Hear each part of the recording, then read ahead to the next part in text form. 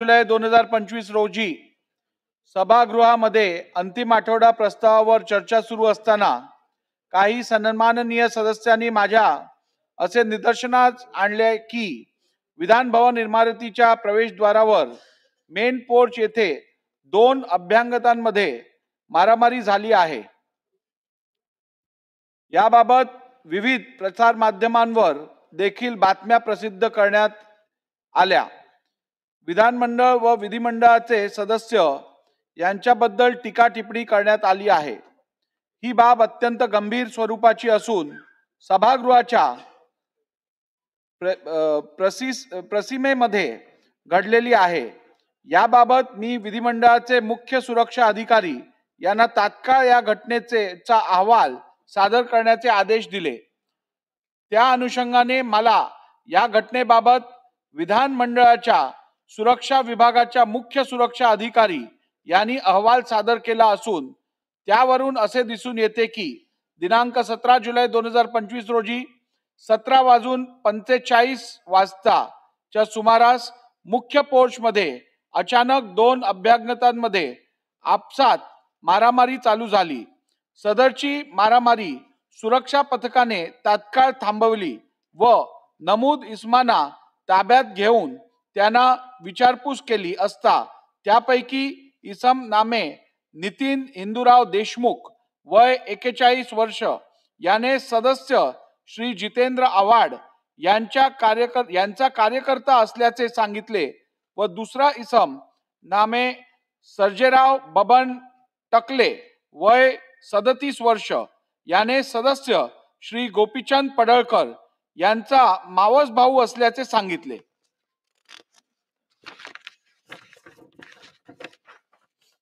याबाबत संबंधितांविरुद्ध तसेच त्यांच्या बरोबरच्या इतर 6 ते 7 अनोळखी इसमांविरुद्ध मरीन ड्राईव्ह पोलीस ठाणे येथे गुन्हा रजिस्टर क्रमांक 135/2025 कलम 132 कलम 189(1) क ख कलम 189(2) कलम 190 कलम 191(2) कलम 194(2) कलम 195(1) कलम 195(2) आणि कलम 352 भारतीय न्याय संहिता 2023 अन्वये गुन्हा दाखल करण्यात आलेला असून त्यांच्यावर या प्रकरणी फौजदारी स्वरूपाची कारवाई करण्यात येत आहे।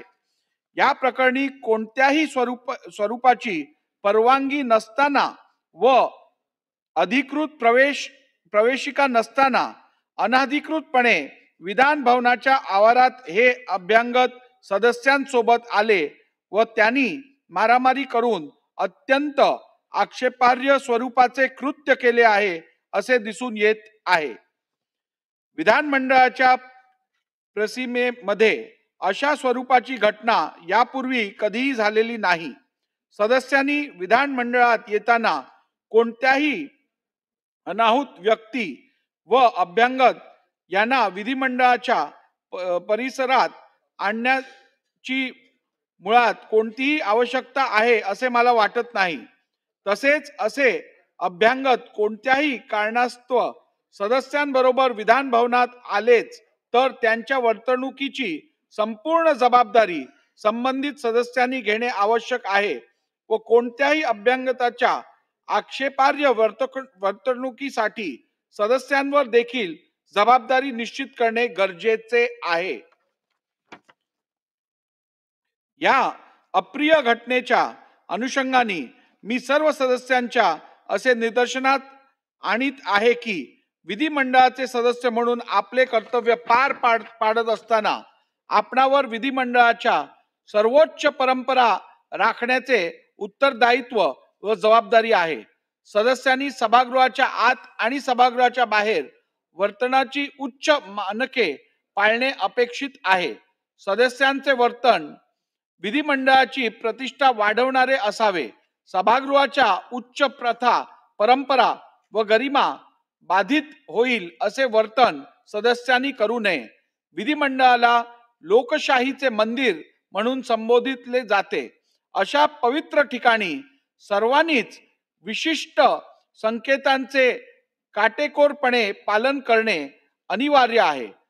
लोकांचा लोकशाहीवरील विश्वास दृढ राहावा असे विधिमंडळ सदस्यांचे वर्तन असणे अपेक्षित आहे.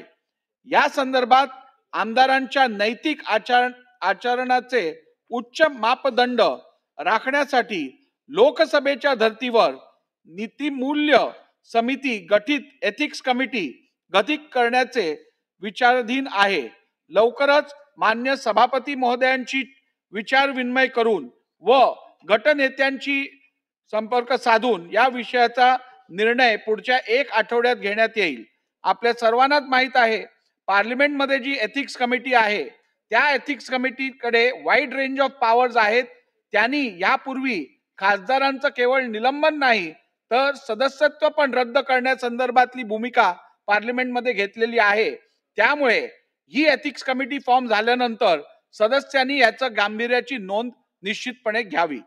गेल्या काही दिवसांमध्ये विधिमंडळ सदस्यांबाबत ज्या घटना घडल्या त्यामुळे विधानमंडळ सदस्यांप्रती लोकांच्या मनात अनादर निर्माण होईल की काय अशी शंका माझ्या मनात निर्माण होत आहे. विधानमंडळाच्या उच्च प्रथा परंपरा यांचे पालन करणे ही आपली घटनात्मक जबाबदारी आहे. कारण शेवटी आपले उत्तरदायित्व हे संविधानाशी आहे. विधानमंडळासह सर्व संस्था संविधानामधून निर्माण झालेल्या आहेत. विधानमंडळाच्या सदस्य म्हणून शपथ घेताना आपण कायद्याद्वारे स्थापित झालेल्या भारताच्या संविधानाबद्दल खरी श्रद्धा निष्ठा बाळगण्याची व आपले कर्तव्य निष्ठापूर्वक पार पाडण्याची आपण शपथ घेतली आहे. त्याचे आपण सर्वांनी गांभीर्यपूर्वक पालन करणे अपेक्षित आहे. त्या दृष्टीने मी जाहीर करत आहे की विधानमंडळ परिसरात अधिवेशन कालावधीत यापुढे केवळ सन्मान्य सदस्य, त्यांचे अधिकृत स्वीय सहाय्यक व शासकीय अधिकारी यांनाच केवळ प्रवेश देण्यात येईल. इतर अभ्यागतांना प्रवेश देण्यात येणार नाही. बऱ्याच वेळा मंत्री महोदयांकडूनही वेगवेगळ्या बैठका विधान भवन येथे दालनात आयोजित करण्याची व त्यासाठी अभ्यागतांना प्रवेश देण्याची विनंती करण्यात येते. मंत्री महोदयांनी देखील याचे ब्रीफिंग व बैठक मंत्रालयातील त्यांच्या दालनात घ्याव्यात असे सूचित करण्यात येत आहे. अत्यंत अपवादात्मक परिस्थितीत मान्य अध्यक्ष व मान्य सभापती यांच्या समावेश असलेल्या मंडळाची मान्यता घेतल्याशिवाय मंत्री महोदयांना विधानमंडळात येथे बैठक घेण्याची व अभ्यागतांच्या प्रवेशाची परवानगी देण्यात येणार नाही. श्री जितेंद्र आव्हाड यांच्या बरोबर आलेले अभ्यागत श्री नितीन हिंदूराव देशमुख व श्री गोपीचंद पडळकर यांच्या समवेत आलेले अभ्यागत श्री सर्जेराव बबन टकले या दोघांचे वर्तन सभागृहाच्या प्रतिमा व प्रतिष्ठेला मलिन करणारे असल्याने एक प्रकारे सभागृहाची विशेष अधिकार भंग व अवमान त्यांनी केला आहे. म्हणून त्यांच्या विरुद्ध चौकशी करून विशेष अधिकार भंग अवमानाची कारवाई करण्यास्तव मी हे प्रकरण विधानसभा विशेष अधिकार समितीकडे सुपूर्द करीत आहे. याप्रमाणे विधानमंडळ या अवमान कर्तव्य विरुद्ध कारवाई केलेल्या परंतु त्यांच्यावर फौजदारी स्वरूपाची कारवाई देखील करण्यात येत आहे. श्री जितेंद्र आव्हाड व श्री गोपीचंद पडळकर विधानसभा सदस्य यांनी या अभ्यागतांना विधान भवनात आणले. त्यांनी अभ्यागतांच्या आक्षेपार्ह व विधिमंडळाची प्रतिमा व प्रतिष्ठा मलिन करणाऱ्या कृतीबद्दल सभागृहात खेद व्यक्त करावा व भविष्यात अशा घटनांची पुनरावृत्ती होणार नाही याची हमी घ्यावी, जेणेकरून सभागृहाची प्रतिष्ठा व प्रतिमा वृद्धिंगत होईल व भविष्यात अशा घटना घडणार नाहीत. भविष्यात विधानमंडळाची प्रतिष्ठा बाधित होईल असे वर्तन सभागृहात व सभागृहाबाहेर कोणतेही सदस्य करणार नाहीत अशी मी अपेक्षा बाळगतो. थांबा. गोपीचंद पडळकर जी आहेत का सभागृहात? सन्माननीय अध्यक्ष महोदय, आपण जी सूचना दिलेली आहे त्याचं तंतोतंत पालन करेन आणि काल जी घटना घडलेली आहे त्याच्याबद्दल मी खेद व्यक्त करतो, आपली दिलगिरी व्यक्त करतो. अध्यक्ष महोदय, आपण बोलत असताना असं म्हणालात की नितीन देशमुख हे माझ्याबरोबर आलेले होते, तर सभागृहात येताना मी दररोज एकटाच येतो, माझ्याबरोबर मी कधीही कोणाला आणत नाही, माझ्या मागे फक्त माझा पीए चालत असतो, त्याच्याशिवाय माझ्याबरोबर कोणीही नसतं. मी कधीही कोणाच्या पासवर सही करत नाही आणि कोणाला पासही इश्यू करत नाही. त्याच्यामुळे रेकॉर्डवर चुकीचं येऊ नये की नितीन देशमुख यांना मी घेऊन आलो होतो, आपल्या ताब्यात आहेत ते, त्यांना आपण विचारा ते कसे आले होते. त्यामुळे मी हे कृत्य करण्यास भाग पाडलं असं कुठेही महाराष्ट्रात समज होऊ नये म्हणून मी हे स्पष्टीकरण देतो आहे, चुकीचं रेकॉर्डवर येऊ नये. काल जेव्हा ही घटना घडली तेव्हा मी सभागृहातच नव्हतो, मी परिसरात पण नव्हतो. मी जेव्हा ही घटना घडली तेव्हा मरीन लाईन्समध्ये होतो. त्याच्यामुळे ह्या घटनेशी डायरेक्ट किंवा इनडायरेक्ट असा माझा कुठलाही संबंध नाही. मी ही घटना घडावी म्हणून कोणाला उद्युपित केलं का, तर तसंही केलं नाही. मी कोणाला खुणवलं का, तर तसंही केलं नाही. राहिली गोष्ट ह्या लोकशाहीच्या मंदिराची, ही मंदिरात घडलेली घटना कोणीही घडवली असेल, कशीही घडली असेल, तर या मंदिराच्या ह्या इमारतीच्या प्रत्येक दगडामध्ये लोकशाही जिवंत आहे.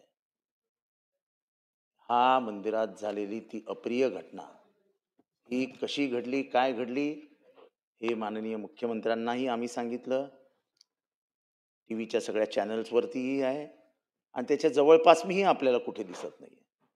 त्यामुळे झालेली घटना कोणामुळे घडली, का घडली याच्याबद्दल मला बोलायचं नाही. पण अध्यक्ष महोदय, मी आपल्याकडे काल निवेदन केलं होतं की माझ्या व्हॉट्सअपवरती, माझ्या ह्याच्यावरती मला अत्यंत गलिच्छ भाषेमध्ये शिवीगाळ करण्यात आली, मला मारण्याची धमकी देण्यात आली. मला बोलू द्या अध्यक्ष महोदय. त्याच्याबद्दल या विषयावरती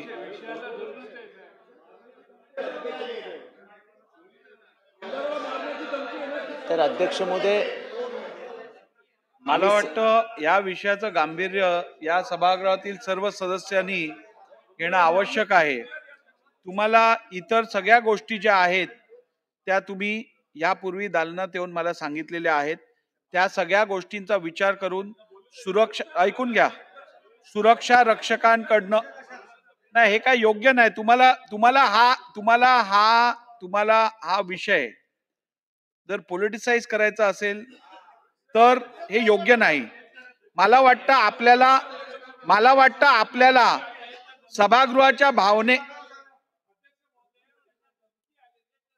उल्लेख करायला बंदी करणं योग्य नाही. त्यांना बोलू दे ना.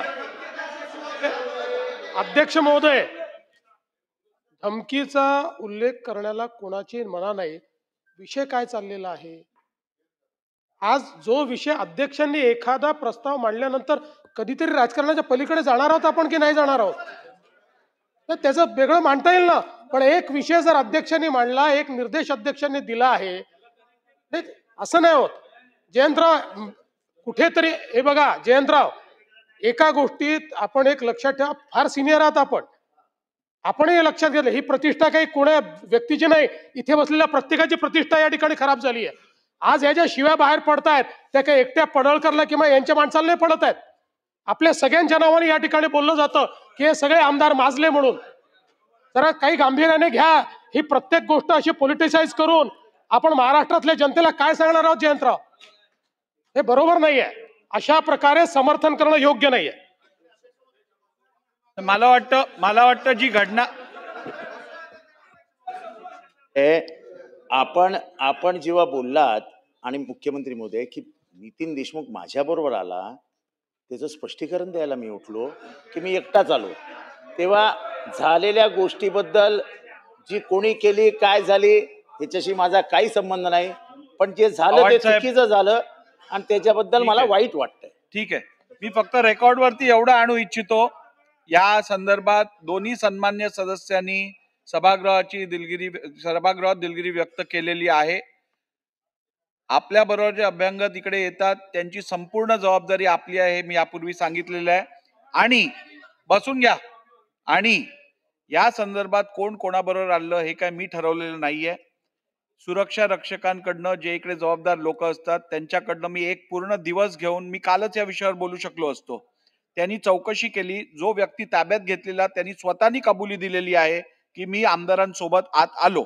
त्यामुळे त्या बेसिस तुम्ही आमदार बोलतात ते सत्य आहे, याच्याबद्दल दुमत नाही. परंतु मी जे विधान इकडे केलेलं आहे ते चौकशी केल्यानंतर केलेलं आहे. या संदर्भात आपण जी माहिती दिली आहे ती माहिती लक्षात घेऊन अधिक चौकशी करून मी योग्य निर्णय घेईन. चला पुढे जाऊया आता.